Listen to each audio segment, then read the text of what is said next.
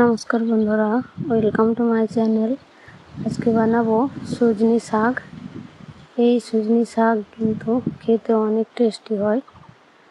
শাকগুলো আমি প্রথমেই ঢেলে নিচ্ছি একটা ঢাকার মধ্যে। এবারে শাকগুলোকে ভালো করে বেছে নেব। শাকের মধ্যে অনেক পোকা থাকে, তো শাকগুলো ভালো করে বেছে নেব। আর এই ডাঁটাগুলো ফেলে দেব, বড় বড় ডাঁটাগুলো থাকলে সেগুলো কিন্তু সিদ্ধ হবে না, তাই বড় বড় ডাঁটাগুলোকে ফেলে দিচ্ছি। এবারে শাকগুলোকে ভালো করে বেছে ধুয়ে পরিষ্কার করে নিয়ে আসছি। শাকগুলো ভালো করে ধুয়ে পরিষ্কার করে নিয়েছি। এবারে একটা কড়া বসিয়ে তার মধ্যে দিয়ে দিচ্ছি। এখানে আমি অল্প অল্প করে শাক দিয়ে দেব। আর শাকের মধ্যে এখানে জল দেব না, শাকে যে জলটা বেরোবে সেই জলের মধ্যেই কিন্তু শাকটা সিদ্ধ হয়ে যাবে। তো অল্প করে লবণ দিয়ে আমি শাকটাকে ভালো করে সিদ্ধ করে নেব। এই শাক একেবারেই নরম হয়, তো খুব বেশি সিদ্ধ করার প্রয়োজন হয় না। হালকা করে সিদ্ধ করে জলটা ফেলে দেব।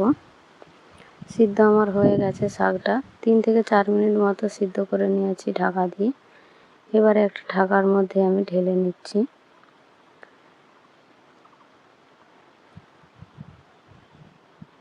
শাকটা থেকে জল কিন্তু সব পুরো ঝরিয়ে নিতে হবে, তাহলে শাকটা তাড়াতাড়ি ভাজা হবে।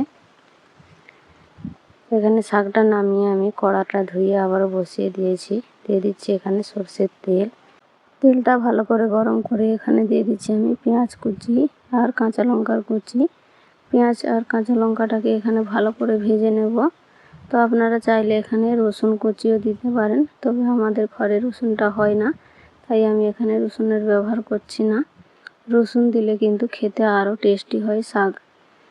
এই শাকগুলো রসুন দিয়েই ভাজা হয়, কিন্তু আমাদের ঘরে চলে না, তাই আমি এখানে শুধুমাত্র পেঁয়াজ দিয়ে ভাজা করছি। তো পেঁয়াজ আর কাঁচা লঙ্কাটা ভালো করে ভেজে নিয়ে দিয়ে দিচ্ছি আমি এখানে শাকটা দিয়ে আমি ভালো করে ভেজে নেব। শাকের জলটা শুকিয়ে যাওয়া পর্যন্ত ভালো করে ভেজে নিতে হবে। তো আমার শাকটা ভালো করে ভাজা হয়ে গেছে। এবারে আমি এর মধ্যে দিয়ে দিচ্ছি 1 চামচ মতো চিনি।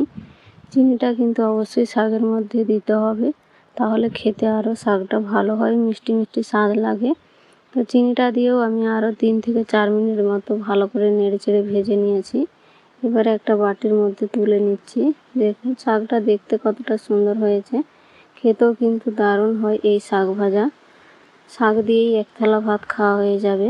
শাকের রেসিপি যদি ভালো লাগে তো একটা লাইক দিয়ে দেবেন, কমেন্ট করে জানাবেন কেমন হয়েছে।